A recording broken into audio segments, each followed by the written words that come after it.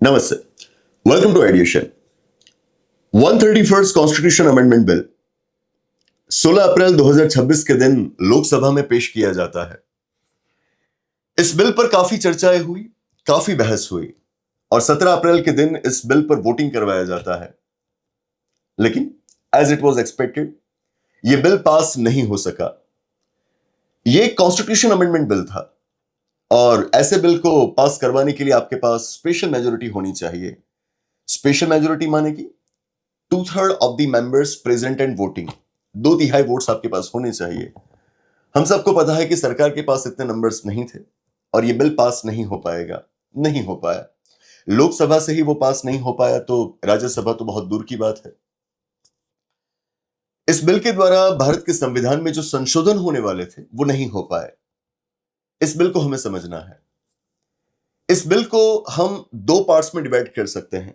पहला पार्ट जो कि विमेन रिजर्वेशन के बारे में है, महिलाओं के आरक्षण के बारे में है, और दूसरा पार्ट जो कि परिसीमन के बारे में है, डिलिमिटेशन के बारे में है। आज के सेशन में हम विमेन रिजर्वेशन पर बात करेंगे। हम ये समझना चाहेंगे कि भारत की महिलाओं को आरक्षण क्यों नहीं मिला, क्या रही वो वजह कि भारत की महिलाएं आरक्षण से वंचित रह गई।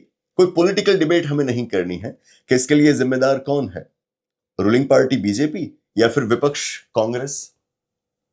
हमें लीगल इश्यूज को, कॉन्स्टिट्यूशनल इश्यूज को यहां पर समझने की कोशिश करनी है। महिलाओं के लिए आरक्षण की व्यवस्था आपने 2023 में करी थी। 2023 में 106 कॉन्स्टिट्यूशन अमेंडमेंट किया गया था।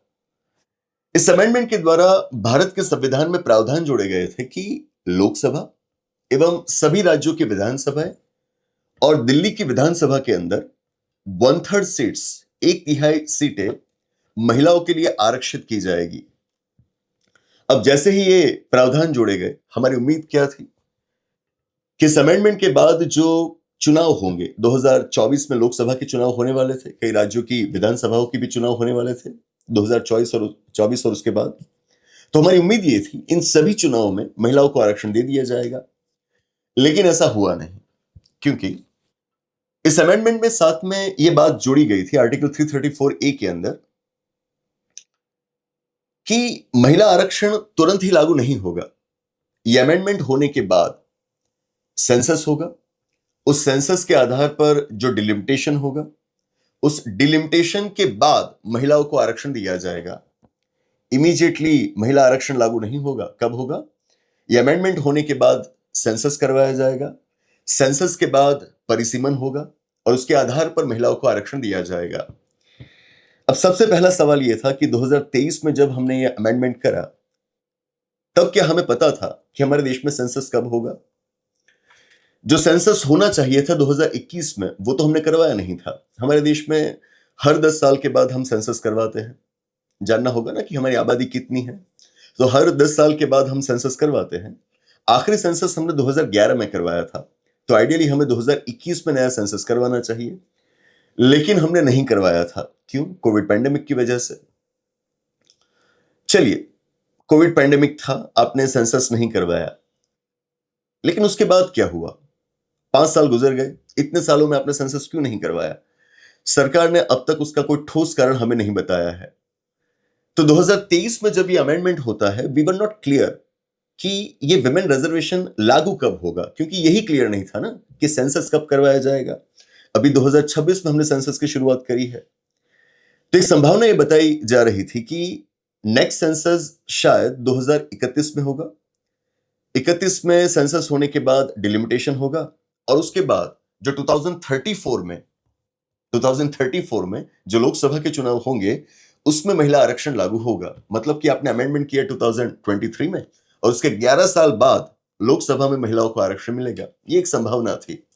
लेकिन अब आपने 2026 में ही अगर सेंसस शुरू कर दिया है और 2027 में भी वो होगा, 26 और 27 2 सालों में आप सेंसस करने वाले हो, तो ये एक संभावना बनती है कि उसके तुरंत बाद आप डिलिमिटेशन करवाए और फिर 2029 के जो चुनाव है वहां पर आप ये महिला आरक्षण लागू करवाए।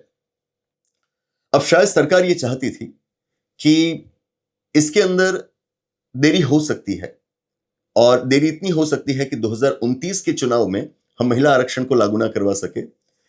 तो हमें पूरी व्यवस्था कर देनी चाहिए अभी कि 2029 के लोकसभा चुनाव से ही ये आरक्षण लागू हो जाए।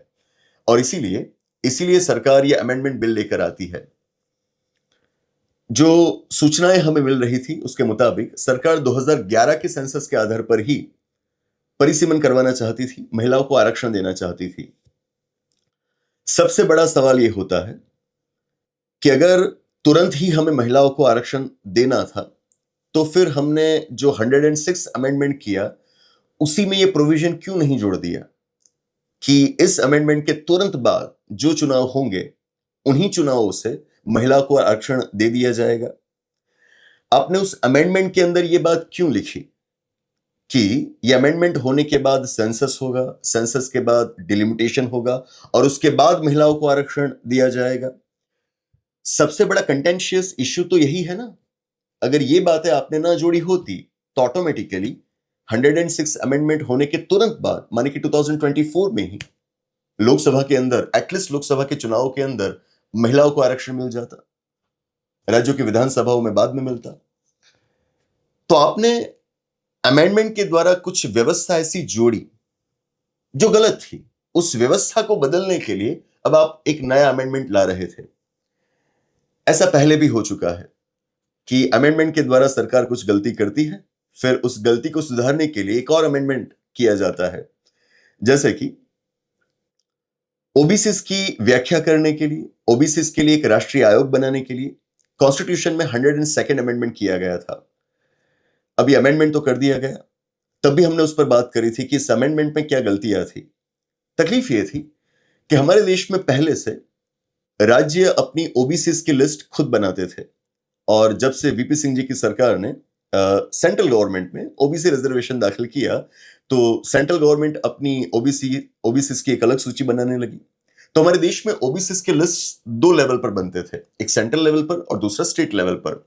अब आपने जो 102nd अमेंडमेंट किया ना, उसके द्वारा आपने क्या किया, राज्यों के अधिकार छीन लिए ओबीसी की लिस्ट बनाने के। 102nd अमेंडमेंट के द्वारा व्यवस्था यह बनाई जाती है कि अब पूरे देश में ओबीसी का लिस्ट सिर्फ और सिर्फ सेंट्रल गवर्नमेंट बनाएगी, स्टेट्स नहीं बना पाएंगे। That was a direct attack on federalism. बाद में यह मामला सुप्रीम कोर्ट में पहुंचा और फिर केंद्र सरकार ने भी माना कि यह बहुत बड़ी गलती हुई है, राज्यों के अधिकार हमें नहीं छीनने चाहिए थे। राज्यों को अपने ओबीसी के लिस्ट बनाने के अधिकार वापस दिलाने के लिए भारत के संविधान में 105th अमेंडमेंट किया जाता है। मतलब क्या हुआ, अगर 102nd अमेंडमेंट के अंदर आपने गलती ना करी होती तो 105th अमेंडमेंट करने की आपको जरूरत ना पड़ती, राइट ना। ठीक यही बात इस बार भी हो रही है कि 106 अमेंडमेंट के द्वारा महिलाओं के आरक्षण को तुरंत लागू ना हो पाए उसके लिए जो व्यवस्था की गई थी, उस व्यवस्था को अब आप बदलने की कोशिश कर रहे हो एक और अमेंडमेंट लाकर। आप एक अमेंडमेंट लाए, गलती करें, फिर उस गलती को सुधारने के लिए एक और अमेंडमेंट करें। इसी तरह से अमेंडमेंट्स होते रहते हैं। और कुछ पागल लोग होते हैं कि जिनको लगता है कि भारत के संविधान में गलतियां हैं, उन गलतियों को सुधारने के लिए अमेंडमेंट्स किए जा रहे हैं। ऐसा नहीं है। आपने अमेंडमेंट के द्वारा जो गलती करी है उस गलती को सुधारने के लिए अमेंडमेंट किया जा रहा है। इसके साथ कुछ और भी सवाल जुड़े हुए हैं, जैसे कि ये जो अमेंडमेंट किया गया था उसने कहा कि लोकसभा एवं विधानसभाओं के अंदर महिलाओं को 1/3 सीट्स रिजर्व कर दी जाएंगी। 1/3 क्यों?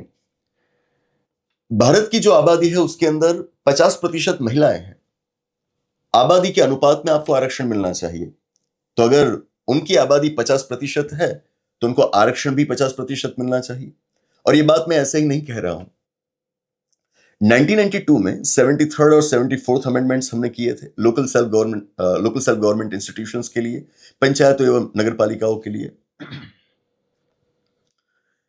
इनके लिए जो प्रोविजंस हमने कॉन्स्टिट्यूशन के अंदर दाखिल किए गए थे, वहां पर हमने साफ शब्दों में लिखा कि पंचायतों एवं नगरपालिकाओं के अंदर मिनिमम 1/3 सीट्स महिलाओं के लिए आरक्षित की जाएगी। मिनिमम 1/3 सीट्स, उसका मतलब क्या होता है कि अगर आप चाहें तो पंचायतों और नगरपालिकाओं में महिलाओं के लिए 1/3 से भी ज्यादा सीटें आरक्षित रख सकते हो। और इसीलिए आज हमारे देश में 20 से भी ज्यादा राज्य हैं कि जहां पर 50% सीटें पंचायतों एवं नगरपालिकाओं में महिलाओं के लिए आरक्षित की जाती है। तो अगर लोकल लेवल पर हम महिलाओं के लिए 50% रिजर्वेशन ले आए हैं, तो यही बात लोकसभा और विधानसभाओं में क्यों नहीं हो सकती है? वहां पर आपने 1/3 की सीलिंग क्यों लगा दी है? ये भी 50% होना चाहिए ना। एक और मुद्दा, जो विमेन रिजर्वेशन दाखिल किया गया, उसके लिए आर्टिकल 334A के अंदर प्रोविजन किया जाता है कि ये लागू रहेगा 15 सालों तक। ये लागू रहेगा 15 सालों तक। जब भी पॉलिटिकल रिजर्वेशन दिया जाता है तो उसके लिए टाइम लिमिट सेट की जाती है। जैसे कि एससीज और एसटीज के लिए जो पॉलिटिकल रिजर्वेशन है, उसके लिए 10 साल की समय सीमा तय की गई थी ओरिजिनल कॉन्स्टिट्यूशन में। इवेंचुअली जब स्थितियों में सुधार नहीं आ रहा था, तो इसीलिए हम उसको एक्सटेंड करते गए और अब वो पॉलिटिकल रिजर्वेशन 2030 तक लागू रहने वाला है। अब जानते हो कि स्थितियों में सुधार नहीं हो रहा है, इसीलिए आपको वो एक्सटेंड करना पड़ता है। तो क्या आप ये मानते हो कि महिलाओं के लिए अगर आपने आरक्षण की आज शुरुआत करी तो 15 सालों के अंदर स्थितियां सुधर जाएंगी? आप जानते हो कि ऐसा नहीं होने वाला है। तो मैं मानता हूं कि वहां पर जो 15 साल की टाइम लिमिट लगाई गई थी, दैट वाज यूजलेस।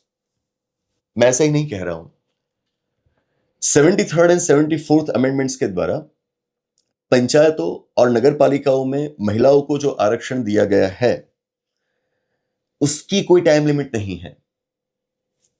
पंचायतों और नगरपालिकाओं में जो महिलाओं को आरक्षण दिया गया है, मिनिमम 1/3 सीट्स, उसकी कोई समय सीमा नहीं है। तो फिर लोकसभा और विधानसभाओं में आपने समय सीमा क्यों बनाई है? अगर लोकल बॉडीज के अंदर वो टाइम लिमिट नहीं है, तो ऊपर भी नहीं होनी चाहिए ना। यहां पर उसकी क्या जरूरत है? तो मैं मानता हूं कि 106 अमेंडमेंट के अंदर काफी सारी ये गलतियां थी, जिन गलतियों की वजह से ये महिला आरक्षण 2024 में लागू नहीं हो पाया और अब तो लगता है कि शायद 2029 में भी लागू नहीं हो पाएगा। अभी भी हमारे देश के अंदर कई राज्यों के अंदर चुनाव चल रहे हैं। अगर आपने ये सारे प्रोविजंस, गलत प्रोविजंस ना करे होते, तो शायद इन चुनावों के अंदर भी महिलाओं को आरक्षण मिल जाता। हमारे गुजरात राज्य में अगले साल 2027 में चुनाव होने वाले हैं, तो वहां पर भी महिलाओं को आरक्षण मिल जाता। नहीं मिला। उसकी वजह यह है कि 106 amendment, it was a flawed amendment, उसके अंदर काफी गलतियां थी। इसी बीच ये भी मांग उठाई गई कि अगर महिला आरक्षण लागू होता है तो जो ओबीसी महिलाएं हैं उनके लिए भी वो रिजर्वेशन होना चाहिए। अब जो 106 अमेंडमेंट हुआ है ना, उसने क्या करा है, महिलाओं को तो आरक्षण दिया है, लेकिन महिलाओं को जो आरक्षण दिया गया है उसमें एससीज और एसटीज की महिलाओं के लिए भी आरक्षण की व्यवस्था की गई है। रिजर्वेशन के अंदर भी रिजर्वेशन है, लेकिन वो सिर्फ एससीज और एसटीज की महिलाओं के लिए है, ओबीसी महिलाओं के लिए नहीं है। तो विपक्ष की ये भी एक मांग रही है कि ओबीसी महिलाओं को भी यहां पर अलग से रिजर्वेशन दिया जाए। मैं कहूंगा कि ये मुश्किल है। मुश्किल क्यों है? क्योंकि भारत के संविधान में पहले से लोकसभा और विधानसभाओं में एससीज और एसटीज के लिए रिजर्वेशन था। एससीज और एसटीज के लिए रिजर्वेशन था, उसी के अंदर अब आपने 106 अमेंडमेंट के द्वारा एससीज एसटीज विमेन के लिए रिजर्वेशन शामिल कर दिया।